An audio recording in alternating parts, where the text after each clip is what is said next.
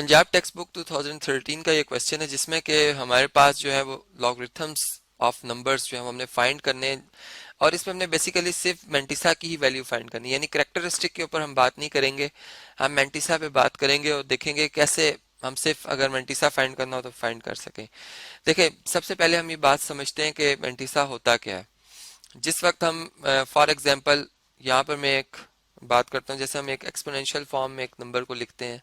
चलिए बेस 10 के हवाले से बात करते हैं कि अगर हम 10 स्क्वायर लिखते हैं तो ये हमारा जवाब आता है जी, यानी 10 मल्टीप्लाई बाय 10, जो कि अगर आप देखें तो ये 100 बन जाता है। ठीक है, अब इसी को अगर मैं एक्सपोनेंशियल फॉर्म में से लिखकर, यानी अगर मैं इसको अब लॉगरिथमिक फॉर्म में लिखना चाहूँ तो मैं यूं लिखूंगा कि log of 100 to the base 10, ठीक है, to the base 10 is equal to 2। यानी ये जो मेरे पास 2 है ये बेसिकली एक्सपोनेंट है। 10 की पावर 2 लेने से हमारा जवाब 100 आता है। और इसी तरह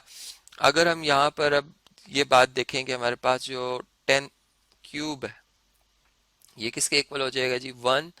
और 3 जीरोस, यानी 1000 के इक्वल होगा। अगर आप 10 को 10 से मल्टीप्लाई करें 100, फिर 100 को 10 से मल्टीप्लाई करें तो 1000 आता है। अब इसको अगर मैं एक्सपोनेंशियल फॉर्म में लिखना चाहूँ तो मैं कुछ ऐसा लिखूंगा कि log ऑफ 1000, ठीक, टू द बेस 10,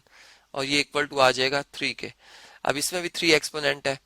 अगर हम देखें तो इसमें हमें एक बात इस तरह से मालूम होती है कि इस नंबर का 100 का अगर करेक्टरिस्टिक देखा जाए, जो कि सब फाइंड किया जाता है कि पहले नेचुरल नंबर के बाद रेफरेंस साइन और फिर पॉइंट के दरमियान जो डिजिट आ रहे हैं उनकी काउंटिंग करें तो 2 बनती है, जो कि यहाँ से भी हमें पता चल रहा है 2 है। और इसी तरह अगर हम इस नंबर का देखें तो पहला नेचुरल नंबर 1 और फिर पॉइंट के दरमियान 3 डिजिट, तो करेक्टरिस्टिक 3 आ गया। लेकिन अब हम ये देख रहे हैं कि अगर हमारा ये नंबर ऐसा होता है कि हमसे पूछा जाता है बताएं log of 99 to the base 10 या 990, चले 990 की बात हम कर लेते हैं, टू द बेस 10, इसका क्या जवाब होगा। अब आप देखें कि ये नंबर जो है 990 ये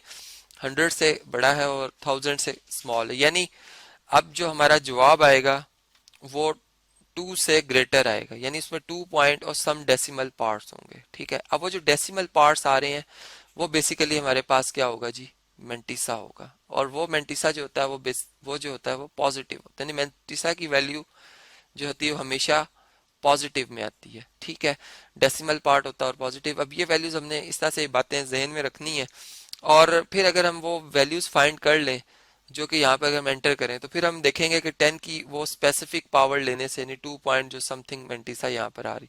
वो अगर हम लें तो हमारा जवाब एग्जैक्ट 990 के इक्वल आ जाएगा। ठीक है, तो इस तरह से अब मेंटिसा जो है वो, यानी यहाँ से हमें बात पता इस तरह से चलती है कि फिर वो हमारा जो लॉग का आंसर है वो मुकम्मल करता है, यानी वो एक्सपोनेंट को मुकम्मल तौर पे बयान करता है कि कितनी एक्सपोनेंट ली जाए। जैसे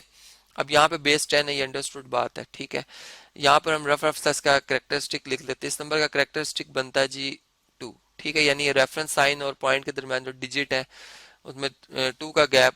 2 डिजिट्स आ रहे हैं। ठीक है, पॉइंट और रेफरेंस साइन में, तो इसका करेक्टरिस्टिक 2 बना है। मेंटिसा हम कैसे फाइंड करेंगे, मेंटिसा चूंकि हमारे पास एक डेसिमल पार्ट होता है।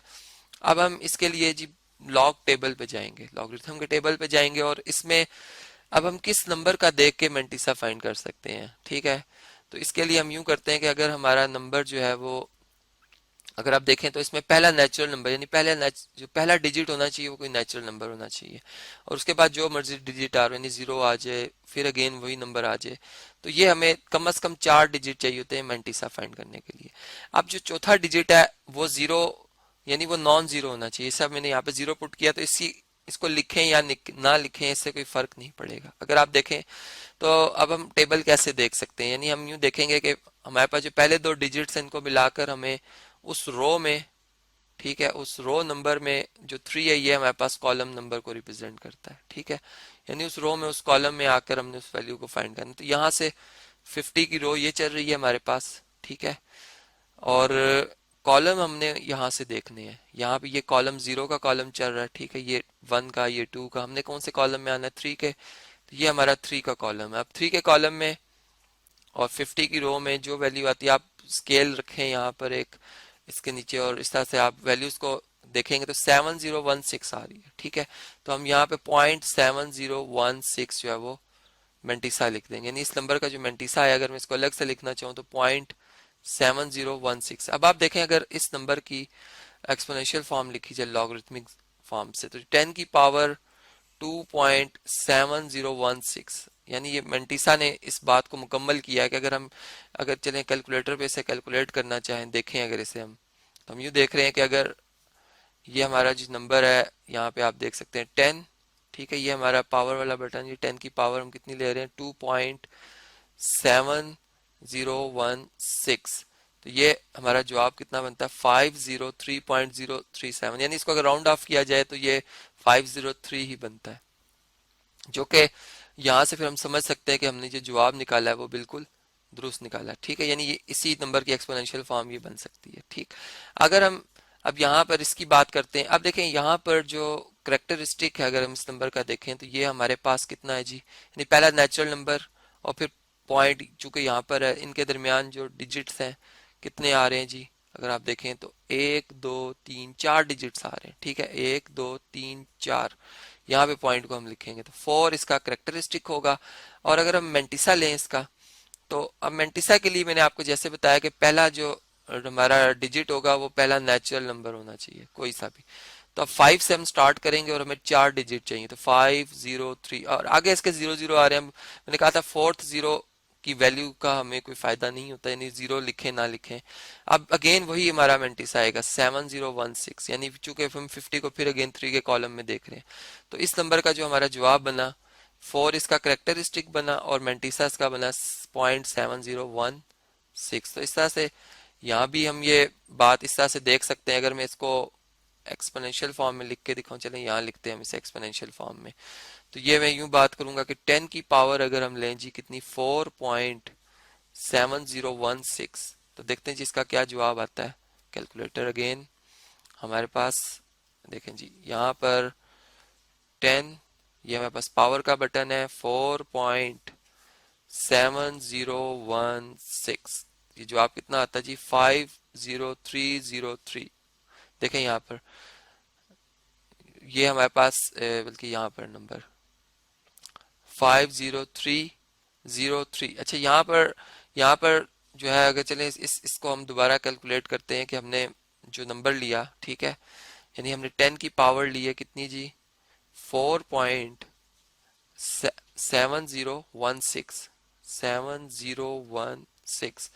तो हमारा जो जवाब आ रहा है वो आ रहा है जी 50303.7, यानी यहाँ पर चूंकि मैंने इसे राउंड ऑफ किया है 7016 पे, ठीक है, तो यानी उसके करीब तरीन हम आ गए हैं 50303 के, यानी बहुत करीब तरीन आ गए हैं, तो हमारा जो एक्चुअल रिजल्ट है चूंकि यहाँ पर जो हमने लॉग की टेबल से उसके करीब तरीन हमने जवाब निकाला है, तो हम ये कहेंगे कि अप्रोक्सीमेट जो है ये इसी नंबर के क्या जी इक्वल है, ठीक है। इसी तरह अगर हम इस नंबर की बात करते हैं तो ये हमारे पास अगर इस नंबर का करेक्टरिस्टिक देखा जाए